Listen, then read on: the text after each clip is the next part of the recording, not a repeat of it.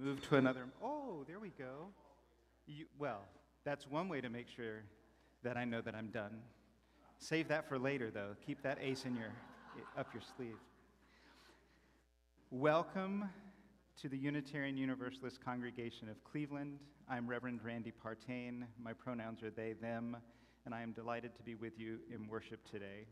If you're joining us for the first time, whether you're here in person or online, then I just want to let you know that we are packing a lot into this service, and almost none of it is what we usually do on a Sunday morning, but it's a special Sunday, and I'm really grateful that you all are here with us. If you would like to let us know who you are and maybe get more information about the congregation, there are visitor cards. I thought I had one up here, but I don't. There are visitor cards in the pew pockets that you'll be able to fill out. And when we pass the offering plate later on, you can just put those in the offering plate, and then we'll know a little more about you, and we'll know how to get in touch to let you know a little more about us. If you're new to Unitarian Universalism, I'll just let you know that we are a non-creedal faith tradition, which means that we really are not concerned about telling you what you have to believe, but we are a covenantal community, which means that we care about the mutual promises that we can make to one another to build beloved community. And so with that in mind, as we begin our service this morning, I'm also supposed to let you know that we are entering sacred space. And so if you have devices that make noises that you might want to silence, this would be a good time to silence any devices. If you're at home, I guess just let them go and make whatever noises you would like for them to make. But if you're here in person, I invite you to silence any devices that might disrupt our sacred space this morning. And I want to invite Lori Albright to light our chalice. The yellow pew cards have our covenant on them, and we're going to read those words as we light our chalice today. I'm inviting Lori to light the chalice because she's going to be downstairs after the service with the Greater Cleveland Congregation's invitation that I'll let you know about later on. And Lori is also a part of our Tending Covenant team.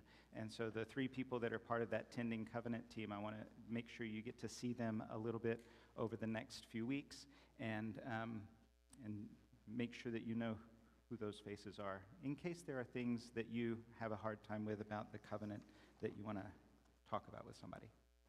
So, as we light our chalice today, I invite you to read along with the words of our covenant. We cultivate trust with one another by celebrating differences, honoring boundaries, and offering compassion and care. We listen to each other deeply with curiosity and wonder. We speak for ourselves without need to defend ourselves or persuade each other. We create safe and brave space for healthy conflict, creativity, and fun. And we reconcile through forgiving and making amends when we hurt one another. Thank you, Lori. Orlanda Brugnola writes these words about our flame that we kindle this morning. Flame, friend of our most ancient ancestors, we kindle you now in this time. Yet in truth, you burn always, in the unique worth of every person, in the imagination, in the turning of the heart, and the call to justice. Burn bright before us, burn bright within us. With that inner flame in mind and in our awareness, we enter into a spirit of worship together this day. Before we take a moment to welcome one another and sing together, we do want to spend a moment acknowledging, far too short a moment acknowledging, the transgender folks in our community, in our nation, in our world, who have died by violence over the last year because of their identities. Tomorrow is Transgender Day of Remembrance. If you're familiar with the UUA emails, you probably got something to a special online service that's going to be happening tomorrow in honor of Transgender Day of Remembrance. This day seeks to highlight the losses that we face due to anti-trans bigotry and violence. And we hope that our space here and our community here are a refuge for people whose very right to exist is threatened. And we acknowledge that there are some who never find that refuge, and far too many whose lives are ended prematurely because of fear and hatred. With so many seeking to erase trans people, sometimes in the most brutal ways possible, it remains vitally important that those who are lost are remembered, and that we continue to do all that we can to nurture the world toward greater justice and wholeness. And so we take a moment at the beginning of our service this morning to honor all of the trans people lost this year due to identity-based violence.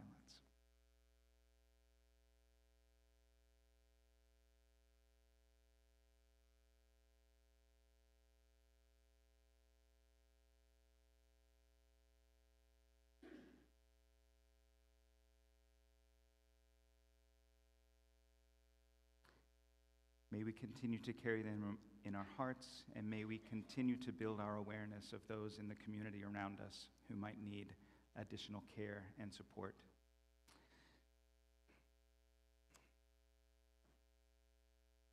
We are going to sing a song called Honey in the Rock. It's not in the hymnals, but Mike is going to make sure that we do an amazing job singing it. But before we do that, I want to invite you to welcome one another, and a special thing today. Just until we have shared our bread with one another, if you are willing, I invite you during this time of welcoming one another to move so that you're not sitting with the people that you arrived with. If you are willing, it's not an obligation, it's just an invitation. If you would like to move around a little bit and sit next to someone that you did not arrive with, you'll be able to get back to them later. We are not going to remove you to another room or anything like that. You'll be able to find them later. I know it's a little unusual, but as we greet one another this morning, I invite you to find a space in the sanctuary that's not with the people that you arrived with. So let's welcome one another, and then in just a moment, we'll sing Honey in the Rock.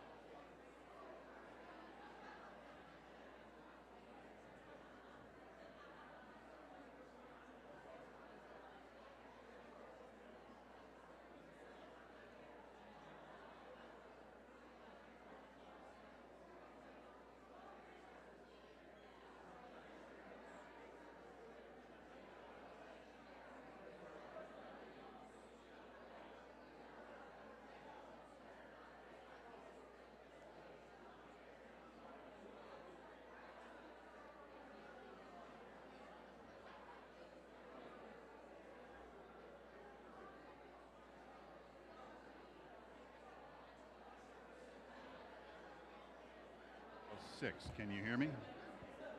Number 6. I'm just going to start singing. There's honey in the rock for all God's children. Honey in the rock, honey in the rock. There's honey in the rock for all God's children. Feed every child of God. There's honey in the rock for all God's children. Honey in the rock. Honey in the rock, there's honey in the rock for all God's children. Feed every child of God. There's honey in the rock for all God's children. Honey in the rock, honey in the rock. There's honey in the rock for all God's children. Feed every child of God. This is a song from the African American tradition. I learned it from Nick Page, and this is his arrangement of the song, and some of you may have done some singing with Nick in the past. One of Nick's philosophies is that everybody can sing, and that there is no such thing as a wrong note. And so if you want to harmonize, make up some extra rhythms, do some body percussion, anything that comes to your head and your heart in the moment, then that is welcome and encouraged. And there are also some little, also from the spiritual tradition, there's a lot of call and response in this song where one person sings and everybody else responds. And the response part is easy, and it's just this: feed every child of God. Try that. Feed every child of God. What, see, I was going to encourage you, no, that's not enough, but you're already there. So that's great. And I've got these little one-off solos. They're actually two-line solos. And I've got a microphone right here. And so when I say solo, it could be one person, or it could be a whole row of people, or it could be a whole bunch of people. So could I get a couple of volunteers to help out with this? I've got 1, 2, 3, 4 of these things. Volunteer or be voluntold. So, all right, here we go. Here's one, right? So, beautiful. Okay. So, I've got one more here. Here we go. It seems like a duet just volunteered here. So, how about the 4 of you right here, right? Kind of right here, these 2 rows together. And then I've got one more here, number 6. So, here, I'm going to give this to somebody. I'm going to give it to you 3 women right up front here. See, I kind of stacked the deck by putting some of the choir members up front. So I'll do the first 2 solos just so you have an idea how this works. And then it goes 2 solos, and then we go back to the chorus part that you already sang with me. So you'll see. It's easy. And remember, there are no wrong notes. So let's start up again with that first part. Ready? Here we go. There's honey in the rock for all God's children, honey in the rock, honey in the rock. There's honey in the rock for all God's children. Feed every child of God. Hypocrite, hypocrite, God despise. Feed every child of God. Tongue so sweet, yet they still tell lies. When I'm happy, I'll shout and I'll sing. Feed every child of God. I'll make the earth and the heavens ring. Feed every child of God. Now let's go back to the top. There's honey in the rock for all God's children. Honey in the rock, honey in the rock. There's honey in the rock for all God's children. Feed every child of God. Oh, heart to heart and hand to hand. Feed every child of God. Together we'll push to the promised land. Feed every child of God. We can have justice if we care. Feed every child of God. Right is right and fair is fair. Feed every child of God. There's honey in the rock for all God's children. Honey in the rock, honey in the rock. There's honey in the rock for all God's children. Feed every child of God. One of these days, about 12 o'clock, feed every child of God. This old world's gonna reel and rock. Feed every child of God. Chains hold us down, gotta break the lock. Feed every child of God. Then we'll taste sweet honey in the rock. Feed, all right, of God. There's honey in the rock for all God's children. Honey in the rock, honey in the rock. There's honey in the rock for all God's children. Feed. One more time. There's honey in the rock for all God's children. Honey in the rock, honey in the rock. There's honey in the rock for all God's children. Feed every child of God. All right, thank you.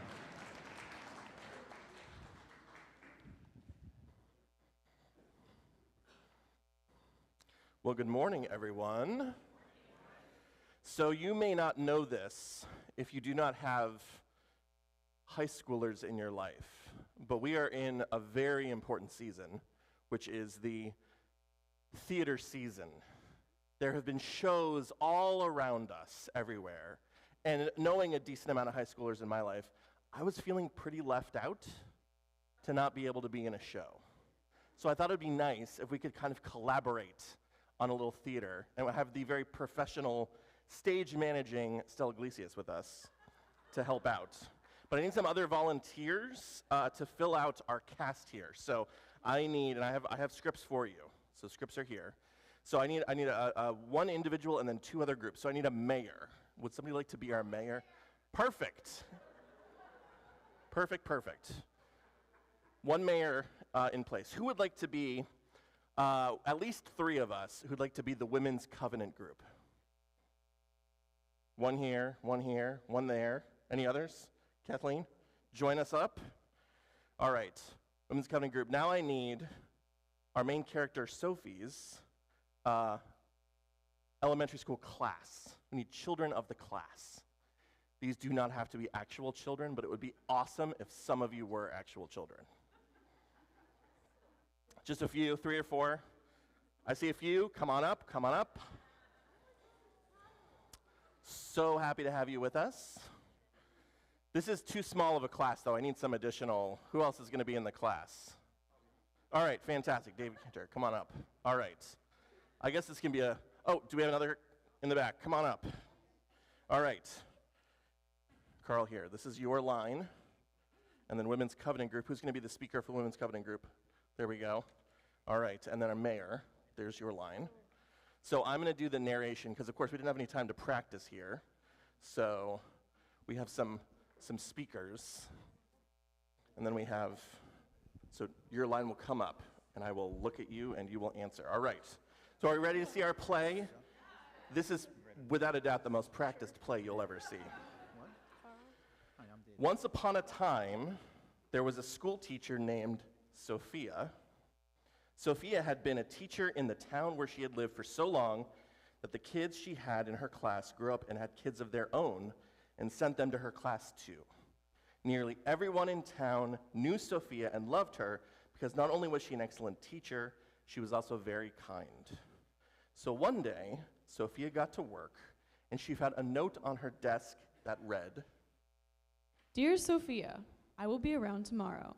I wonder if I might stop by your house for tea tomorrow afternoon. Your friend, God." At first, Sophia thought it was a joke, but the more she thought about it, the more she realized that if it was a joke, it wasn't a very funny joke. And she couldn't think of anyone who would play a joke like that on her. So she thought, what if it wasn't a joke? What if God really was going to come to her house tomorrow afternoon? Sophia thought she should get ready just in case. On her way home from work, she stopped by the store and bought one of those mats people put on their porch that says in big letters, "Welcome." When she got home, she cleaned her whole house from top to bottom. She brought in fresh flowers from the garden and put them in a vase in her living room. She cleaned and cleaned until everything was sparkly. In the morning, Sophia realized she didn't know what God liked to eat.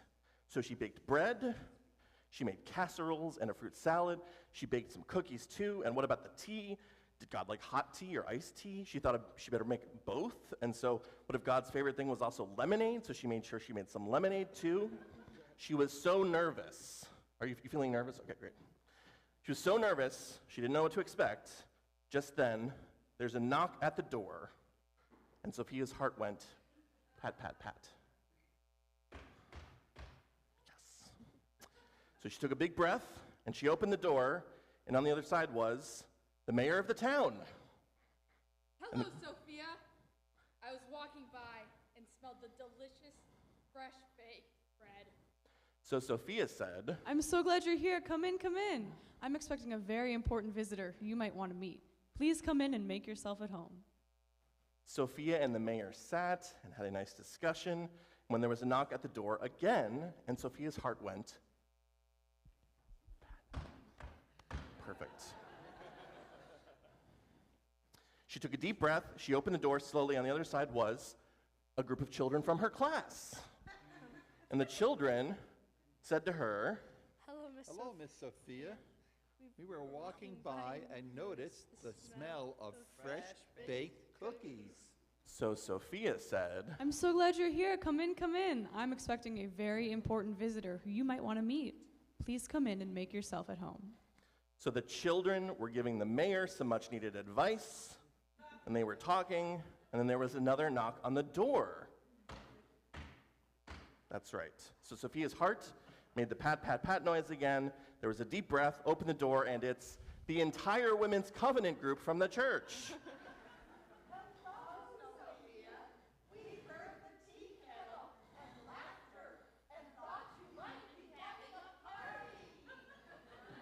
So Sophia said, I'm so glad you're here. Come in, come in. I'm expecting a very important visitor who you might want to meet. Please come in and make yourself at home. So all afternoon, people stopped by Sophia's house. They were lured in by yummy smells and happy sounds. Townspeople filled the house. It was a great party. And Sophia had such a nice time that she completely forgot about her very important guest. And even as she waved goodbye to her friends at the end of the night, she felt only contentment for having such a party. In the morning, though, Sophia woke up and remembered everything. She was confused. What had happened to God? All during her walk to work, she tried to figure out what happened. Along the way, she smiled and waved to the people she had seen in the party. Hello, everyone.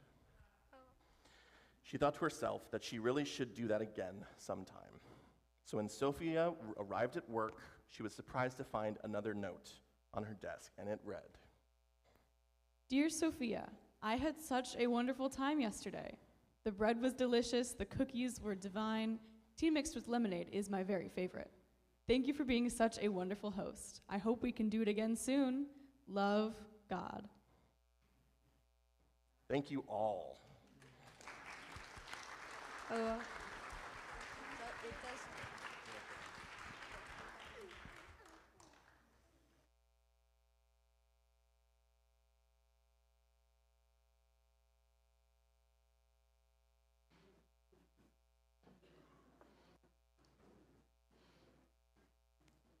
In my mind, we were going to ring the peace bell after that and let it sink in, but there was a lot of activity, and I didn't want that to distract. So we'll let it sink in as we move into the next portion of our service,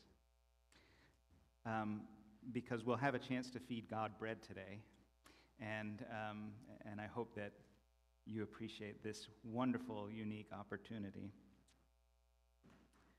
We're going to bless the bread before we do that, however. And in a lot of religious spaces, this is a function of a unique individual that wears fancy clothes and sometimes, fancy hats and things like that, and they will say magical words that make something blessed. But here in Unitarian Universalist land, we have the power and the privilege to offer blessings regardless of who we are and where we come from and how long we've been here. And so as you see this bread, there are a lot of ingredients that went into this bread, and we have some listed here. There are some that have nuts and raisins, and that's listed, and there's some that has some cheese, and that's listed, and there are ingredients that are listed. You notice that there's something wrong with it? You didn't say that yours has nuts and raisins? The little basket? This one? That has nuts. Okay. They're pretty obvious, I think. We'll make sure that people know. Nuts in the basket. Okay. I'm wondering if we were going to bless this bread with some other ingredients that we might not see. Is there something that this bread might have been baked with that we want to just name? Love. Okay, so we bless this bread with our love for one another is a really good one. I intended to write this down. We bless this bread with our love for one another. What else would we want to make sure, if we are nourishing one another with this bread, what else do we want to make sure is a part of that? Compassion. Bless this bread with compassion. Say it louder. Care. Thank you. Sharing. I heard healing. I heard joy. I heard hope. You know I'm writing these down. Hope. Say whatever I haven't said out loud again. Gratitude. Say it a little louder. Respect. I had an amazing conversation with somebody yesterday about respect. Comfort. These are the things that definitely nourish one another. Deliciousness. We bless this bread with deliciousness for sure. Did you say confidence? Chocolate.